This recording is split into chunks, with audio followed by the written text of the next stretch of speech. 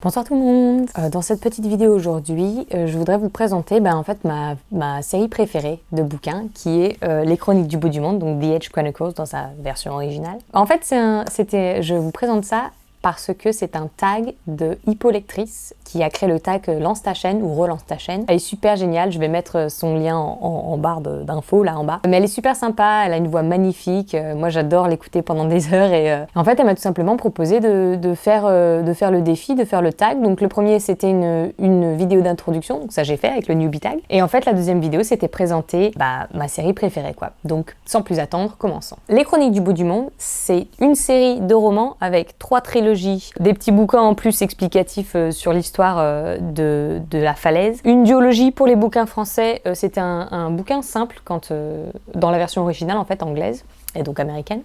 Et ensuite les auteurs ont ressorti une autre trilogie, donc ça fait 4 trilogies et une duologie plus des petits bouquins explicatifs tout autour quoi. Donc vous pouvez voir ma collection française qui est ici. Ça a été écrit par Chris Riddle et Paul Stewart. Donc Paul Stewart c'est un écrivain de bouquins pour enfants. Et Chris Riddle, c'est surtout un illustrateur, mais il a aussi écrit ses propres trucs. Donc pour la petite anecdote en fait, donc ces deux hommes-là, ce sont des Britanniques qui se sont rencontrés à Brighton, parce qu'ils habitent tous les deux là-bas. Et en fait, leurs enfants allaient à la même école. Donc ils se sont dit, tiens, ce serait sympa de collaborer un peu ensemble.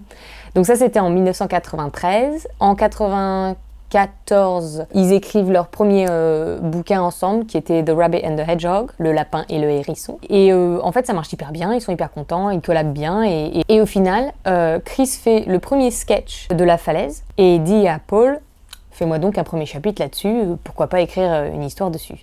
Et donc après un petit peu de révision, un petit peu de... Voilà, le premier chapitre de Par-delà les grands bois est né. Et le bouquin est sorti en 1998. Donc vous l'avez ici. Hop, ça c'est ma version française. Je les adore, hein.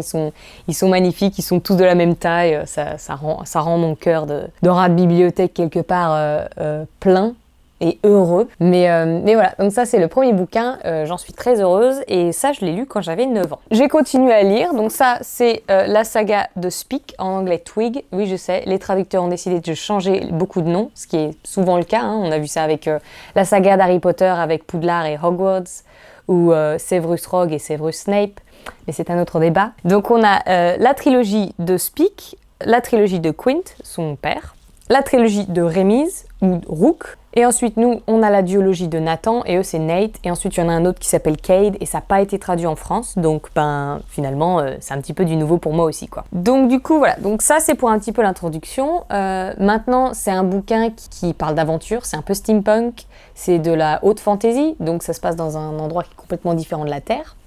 Même si je trouve qu'il y a des enjeux qui sont très proches des enjeux humains, finalement, ça traite de racisme, ça traite d'esclavage, les enjeux sont quand même assez grands.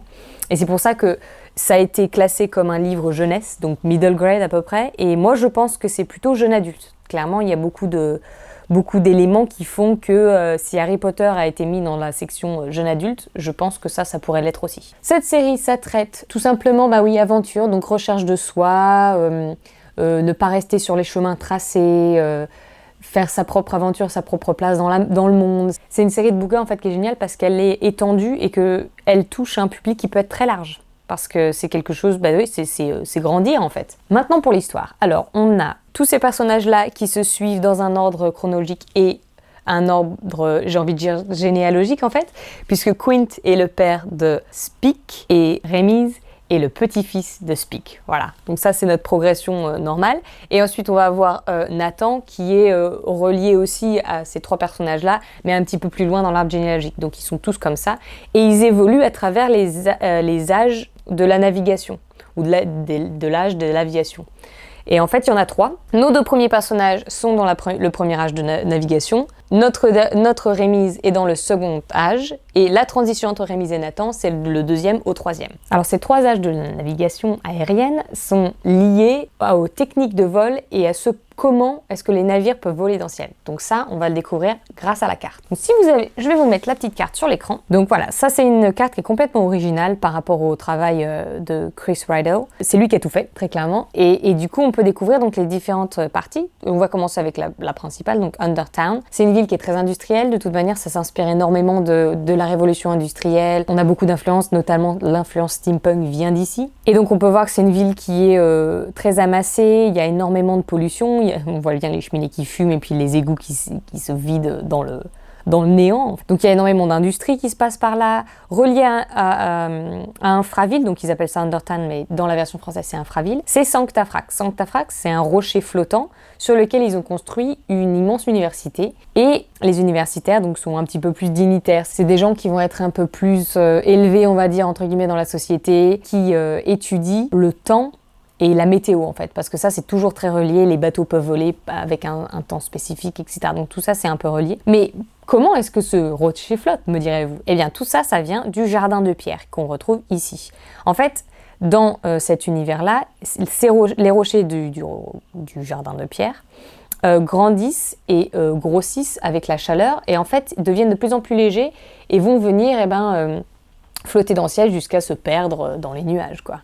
Et chaque pierre, une fois avoir atteint une taille spécifique et avant qu'elle se détache du petit monticule et qu'elle parte, vient être emprisonnée dans une cage métallique qu'on va mettre sur les bateaux qui vont les permettre de voler, tout simplement.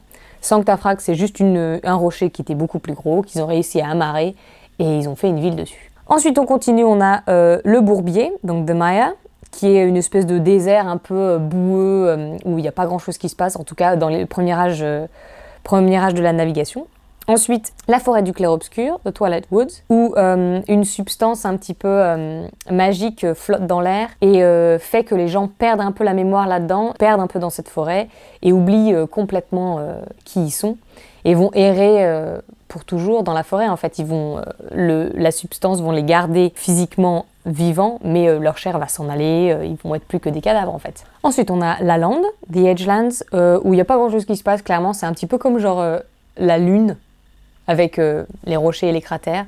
Il y a une espèce de mal, une espèce de malin, une force du malin qui vit ici, mais ça, on le voit dans les premiers tomes, donc je ne vous en dis pas plus. Et pour la fin, on a les Grands Bois, donc de Deep Woods, qui est essentiellement ce sur quoi vont se concentrer le premier tome de la trilogie de Speak, qui comporte une myriade de tribus et d'espèces différentes. C'est super intéressant, on voit vraiment le travail imaginatif de nos deux auteurs, en fait, c'est vraiment incroyable.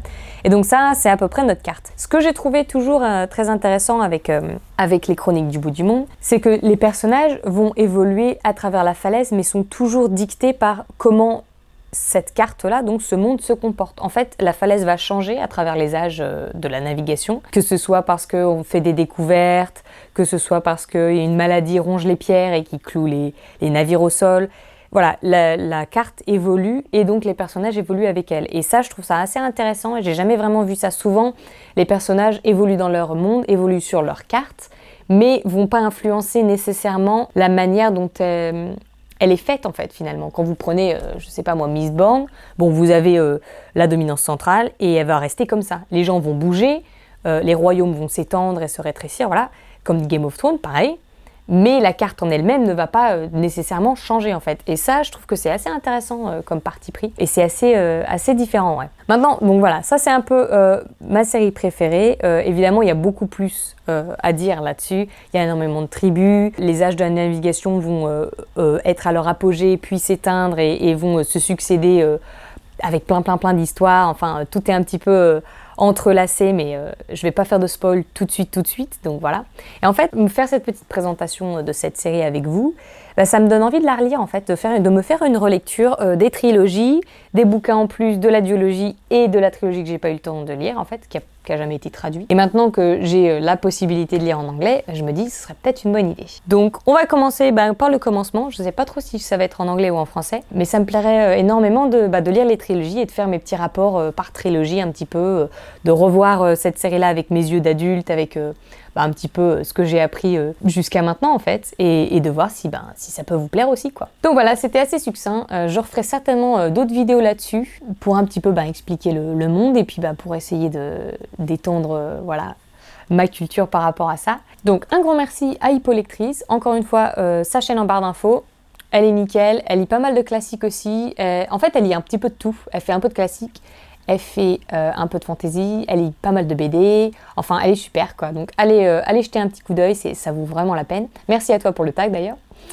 Et sur ce, je vous retrouve la semaine prochaine. Allez, salut!